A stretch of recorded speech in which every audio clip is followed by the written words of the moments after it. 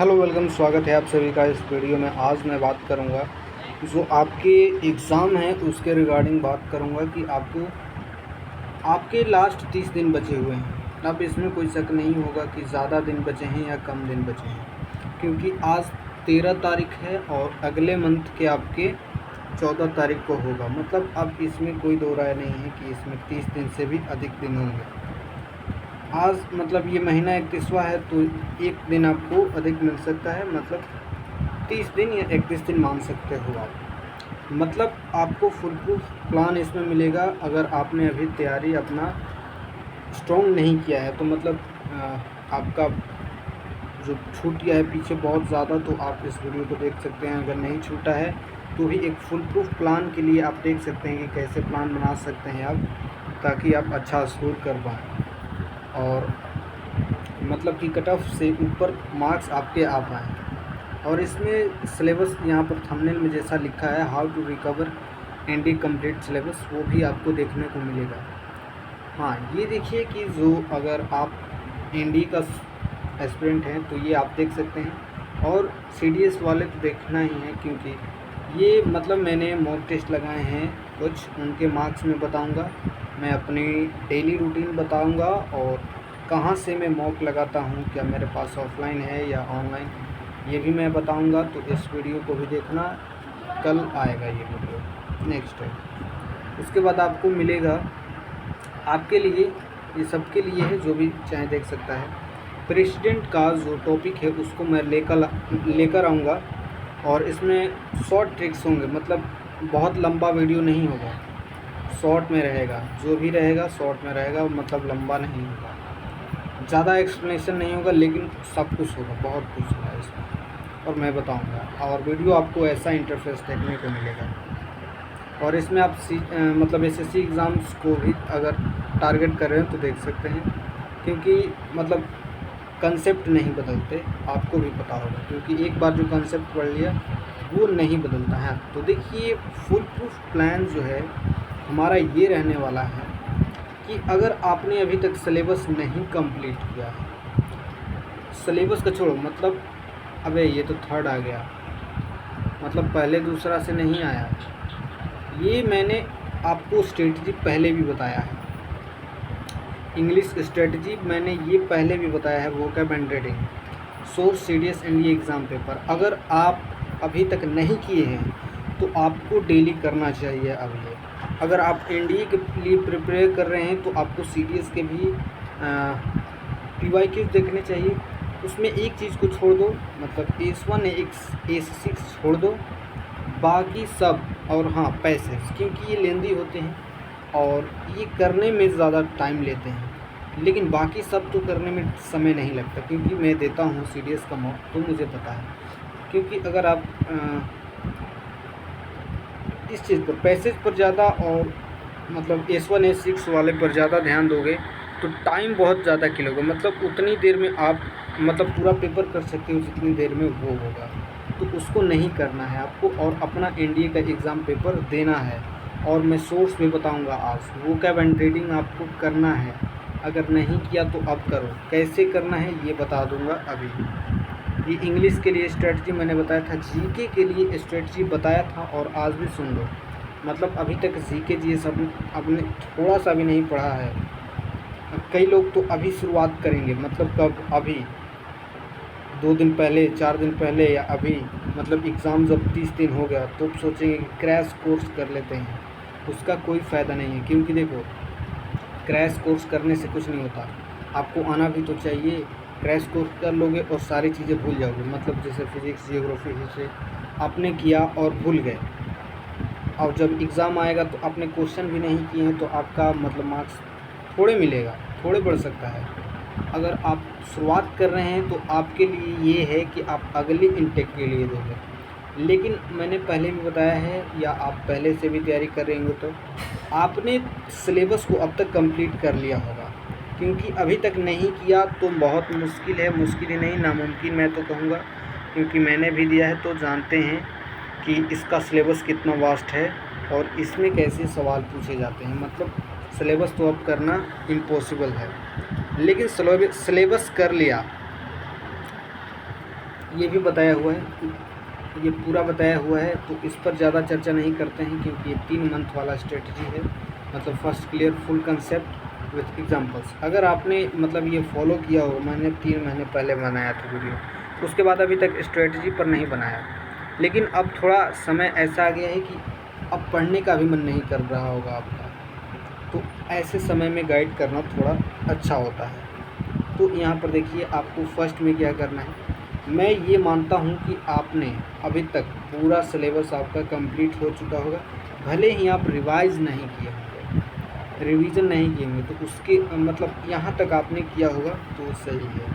अगर कुछ चीज़ें छूटी हैं तो भी सही है, लेकिन मतलब 60% से ज़्यादा आपका 60% से ज़्यादा आपका जो है सिलेबस कवर होना चाहिए, कोई भी हर एक सब्जेक्ट का। और उसमें भी कंपलसरी मैं बता दूंगा कौन कौन से आपके करने हैं। जैसे फर्स्ट आपको देखना है, फर्स्ट जो आपके ये फुल प्रूफ प्लान है, मतलब इसको करने के बाद आपको दिक्कत नहीं होगा एग्ज़ाम में, मतलब पास करने के लिए। First complete physics and math complete syllabus.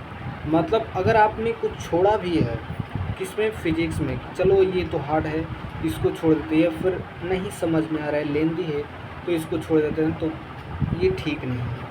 आपको इसको कंप्लीट करना है अभी, आज से ही। मतलब मान लो आपने 2-3 चैप्टर छोड़ दिए, तो उसको जाकर आपको अभी करना है आज से ही, क्योंकि कल हो जाएगा। फिर मैथ कंप्लीट सिलेबस करना है आपको, मतलब कि कंसेप्ट फार्मूला ये सारी चीज़ें आपको पता होनी चाहिए। कंप्लीट सिलेबस मैं बता देता हूँ, अभी आपको 10 दिन अगर नहीं किए हो तो मैथ का कंप्लीट सिलेबस का रिवाइज़ करो। अब यहाँ पर आपको क्वेश्चन के थ्रू नहीं रिवाइज़ करना है कि मान लो 2 पे 100 क्वेश्चन लगा लिए, 100 प्रकार के क्वेश्चन है, नहीं। आपको पूरा कंप्लीट एक बार सिलेबस से गो थ्रू होना है, थ्योरी। क्योंकि अब जब आप एक बार रिवाइज़ करोगे तो आपको दोबारा रिवाइज़ करने का समय नहीं मिलेगा। तो ये चीज़ ध्यान में रखकर आप फिजिक्स को और मैथ को कंप्लीट सिलेबस एक बार रिवाइज़ करो, क्योंकि यहाँ से बहुत सारे क्वेश्चन आते हैं। फिजिक्स से 25 सवाल आते हैं जो कि आपके 100 नंबर के होते हैं, और ये तो 300 नंबर का आता है। अगर मतलब आपने फिजिक्स और मैथ अगर अच्छा लेवल तक आप प्रैक्टिस करते हैं तो भी आप इनमें से, अगर आपने इन दोनों सब्जेक्ट पर कमांड किया, तो फिजिक्स के तो ऐसे सवाल आते हैं कि आप 25 में से 20 तो मतलब कोई भी कर लेगा, 25 में 20 कर ही लेगा, अच्छा कमांड हो तो। और इसमें 300 में अगर बहुत ज़्यादा अगर मैथ ही पढ़ रहे हो तो आप 200 नंबर इसमें ला सकते हैं। मतलब समझो, मतलब 280 कट ऑफ के नज़दीक, तो 2 ही सब्जेक्ट को अगर आपने कमांड कर लिया तो आप जा सकते हो। अगर मैथ कमज़ोर है तो आगे आप देख सकते हैं आपको क्या करना चाहिए। मैं अब लास्ट टाइम पर ये बता रहा हूँ कि क्या आपको पढ़ना है, क्या छोड़ना है। समझ रहे हो बात? तो मतलब छोड़ना क्या है और क्या पढ़ना है। तो पढ़ने में फिजिक्स और मैथ का एक भी पॉइंट नहीं छोड़ना है आपको, पूरा का पूरा मैथ और फिजिक्स रिवाइज़ कर लेना है। और उसके बाद मैं आगे बताऊंगा कि आगे क्या करना है। रिवीजन तो मान लो आप 10 दिन में भी कर लोगे, 10 दिन में ही करना है अगर नहीं भी कर रहे हो तो। उसके बाद जियोग्राफी एंड हिस्ट्री। देखो math, physics, geography, history, English भी बताऊंगा क्योंकि इंग्लिश तो मेन है, कोर है हमारे, मतलब कि एनडीए और सीडीएस एग्ज़ामिनेशन का इंग्लिश नहीं तो मतलब एग्ज़ाम भी नहीं। तो इंग्लिश तो आपको करना ही है, लेकिन कंपलसरी बता रहा हूँ। जियोग्राफी हिस्ट्री से मतलब दोनों को मिलाकर 40 क्वेश्चन आते हैं, 40 क्वेश्चन। और जियोग्राफी के तो बहुत ज़्यादा करने लायक क्वेश्चन होते हैं। हिस्ट्री के थोड़े मान सकता हूँ कि आते हैं उटपटांग, लेकिन फिर भी आपको सिलेबस एक बार करना है, ताकि 20 सवाल आए तो 10-12 सवाल भी आप पकड़ पाओ, और जियोग्राफी के 20 में से 15 क्वेश्चन भी पकड़ पाओ। यहाँ तक हो गया। और ये कहाँ से करोगे, मतलब अगर आपके पास कोई सोर्स नहीं है तो भी वो भी मैं बता दूंगा सोर्स। हाँ देखो, थर्ड में एनडीए पीवाईक्यूज क्वेश्चन करने हैं। एनडीए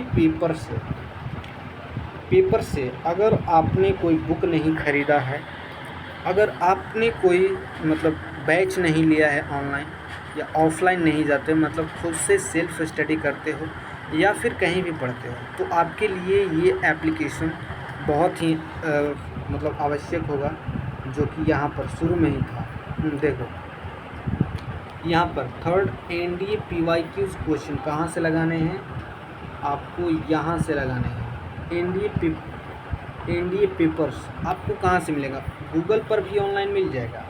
और एक एप्लीकेशन आता है, एप्लीकेशन कहाँ पर, जाओगे प्ले स्टोर पे लिखोगे एनडीए ऑल पेपर्स, तो एक रेड नहीं आपको मिलेगा ब्राउन कलर में, यहाँ पर लिखा रहेगा एनडीए ऑल पेपर्स, ऐसे करके एक आएगा बॉक्स, उसमें आपको ओपन कर लेना है। और इसमें बहुत सारे सेगमेंट दिखेंगे, 2 पेपर, एक मैथ का एक गेट का।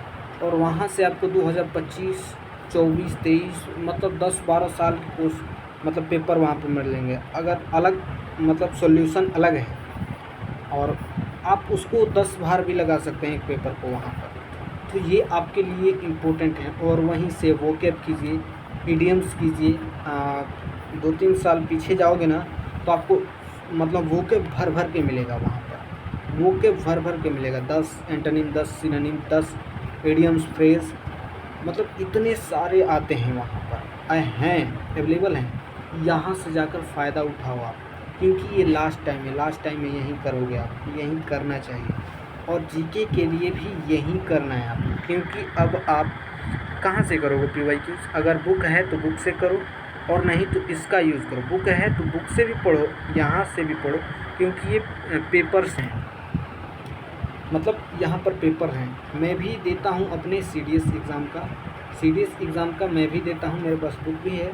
लेकिन जिस साल, क्योंकि बुक में ज़्यादा कंटेंट तो नहीं आएगा, पूरा कंटेंट तो नहीं आएगा, मतलब 2000 मान लो आपको 10-11 का लगाना है पेपर, तो आपकी किताब में नहीं होगा।